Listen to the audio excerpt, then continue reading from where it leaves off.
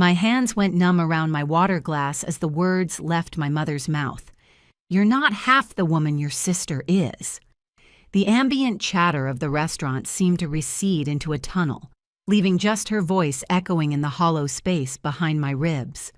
I watched my father's fork pause midway to his mouth, his eyes darting between my mother and me, like he was witnessing a car accident in slow motion. Across the table, my sister Rachel shifted uncomfortably, suddenly fascinated by the wine list she'd already memorized. The taste of copper filled my mouth. 3 years of mortgage payments flashed through my mind like a slideshow of sacrifice. Every late-night transfer, every skipped vacation, every time I'd chosen their financial security over my own apartment down payment. I set my glass down with surgical precision, the clink against the white tablecloth unnaturally loud. "Then she can start paying your rent."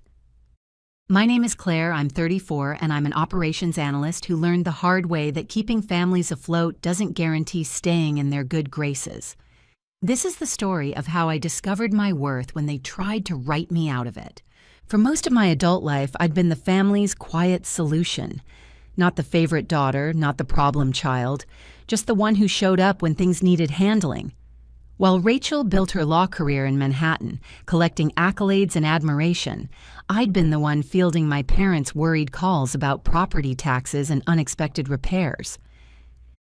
"Just this month, honey," my mother would say when the bank statements arrived. "We'll sort it out ourselves next time." Next time became a pattern. 1 month became 3 years. I never minded, not really. I earned decent money at the logistics company, lived simply in my studio apartment, and found satisfaction in knowing my parents could sleep soundly in the house they'd worked 40 years to keep. It felt like love, expressed in spreadsheets and automatic transfers. What I minded was the invisibility of it all. Every family gathering, every holiday dinner, every casual mention of their home became an opportunity to celebrate Rachel's achievements. "Your sister's doing so well," they'd beam to relatives. "She bought us this beautiful anniversary gift." Meanwhile, I'd sit quietly, knowing that the mortgage payment I'd made the week before was the reason they still had anniversaries to celebrate in that house. Tonight was supposed to be different. Rachel had flown in from New York for my father's retirement celebration, and I'd actually allowed myself to hope that maybe, finally, someone would acknowledge what I'd been quietly carrying. Instead, I got the reminder of my place in the family hierarchy.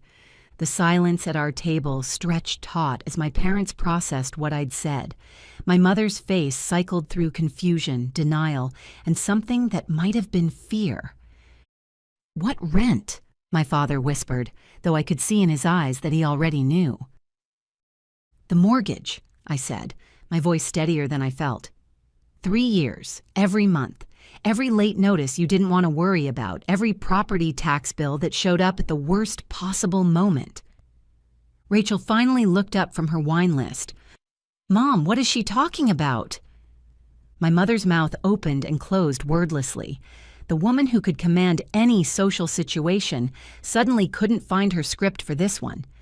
I reached for my purse and pulled out my phone, scrolling to the banking app with 3 years of transfer history.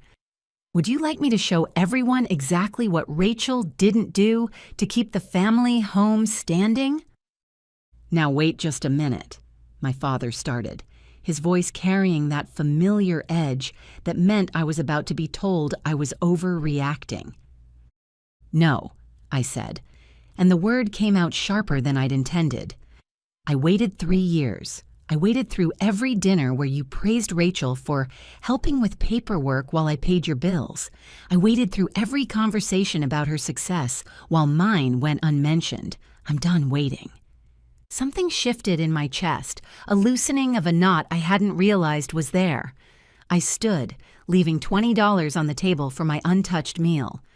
"The automatic transfer stops tomorrow. Whatever problems that creates, you can ask your better daughter to solve them." The cool evening air hit my face as I pushed through the restaurant doors, but I didn't feel cold. For the first time in years, I felt awake. Later that evening, back at my studio apartment, I opened my laptop and navigated to the online banking portal. The monthly automatic transfer sat there like a digital chain I'd forged myself, link by link, payment by payment. I clicked Cancel Recurring Payment. A small dialog box appeared. Are you sure you want to cancel this recurring transfer? I thought about the dinner, about Rachel's uncomfortable silence, about my mother's casual cruelty delivered over dessert. I thought about every sacrifice I'd made in the shadows while someone else got the applause. I clicked Confirm.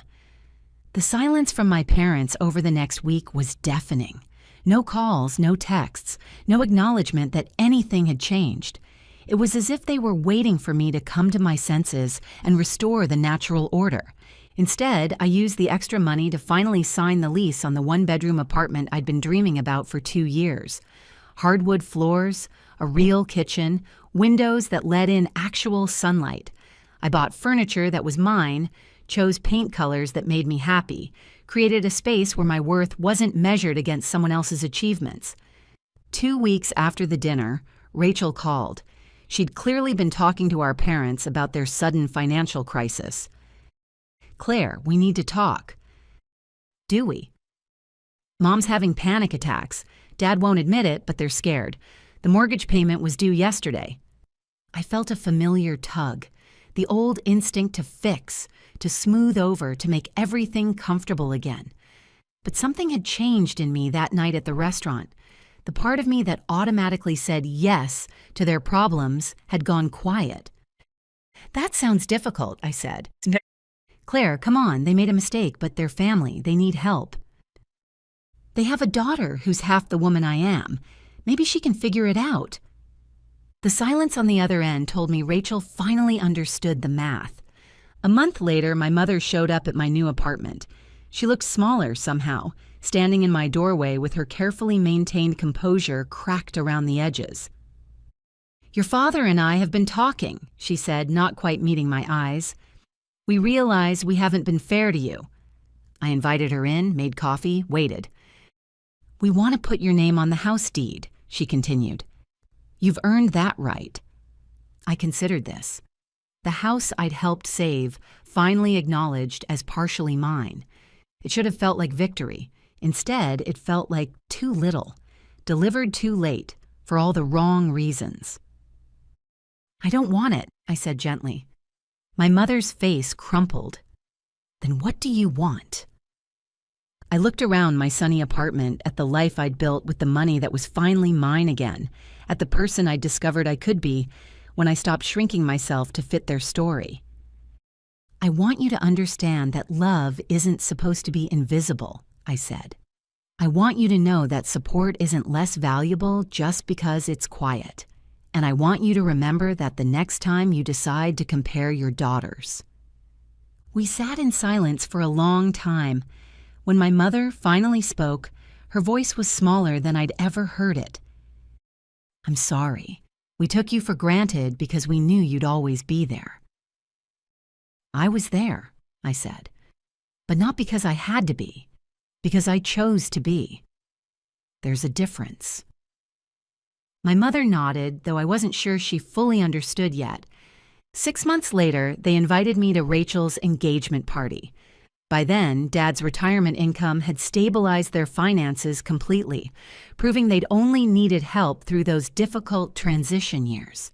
This time, when relatives asked about the family home and how they'd managed to keep it through tough times, my father spoke up. Claire made that possible, he said clearly. For 3 years, she carried us when we couldn't carry ourselves. We're proud of both our daughters, but Claire's the one who saved our home. It wasn't a complete transformation. Patterns built over decades don't disappear with one conversation. But it was recognition, finally spoken out loud in front of people who mattered. Later that evening, Rachel found me on the back porch, away from the party noise. I never knew, she said, about the mortgage, about any of it. They didn't want you to know, I replied. They wanted to protect your image of yourself as the perfect daughter.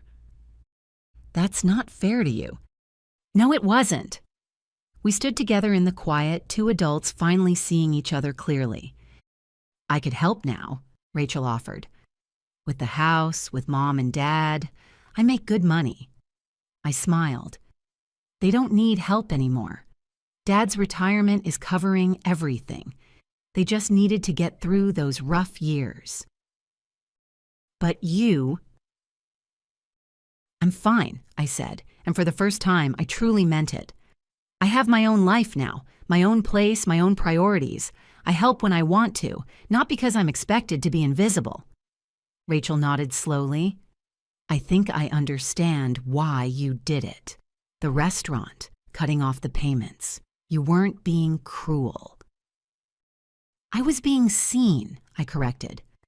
For the first time in my adult life, I refused to disappear. The party continued inside, but we stayed on the porch, finally talking as equals rather than competing for scraps of attention. It wasn't the relationship we'd had before, but it was honest in a way that felt sustainable.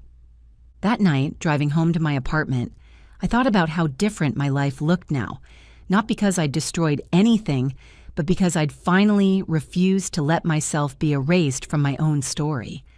Now, 2 years later, our family has found its new equilibrium. My parents and I maintain regular contact, but our relationship is based on mutual respect rather than financial dependency. We have dinner once a month, and when they share updates about their lives, they ask about mine too. Rachel and I text regularly and have become genuine friends, bonded by understanding rather than competition. The truth is, family love shouldn't require invisibility. Your contributions shouldn't be minimized just because they're given quietly. And choosing yourself isn't selfish, it's necessary. If you've ever been the family's quiet solution, the one who handles things while others get credit, know that your worth isn't measured by how much you can give without being acknowledged.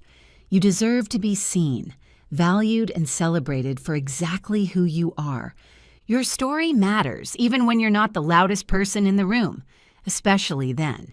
Hit that subscribe button if this resonated with you, and let me know in the comments, have you ever had to choose yourself over family expectations?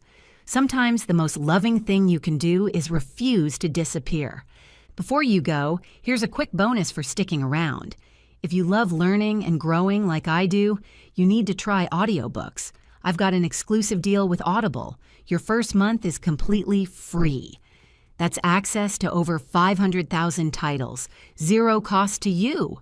All the details are waiting in the description. Don't miss this one.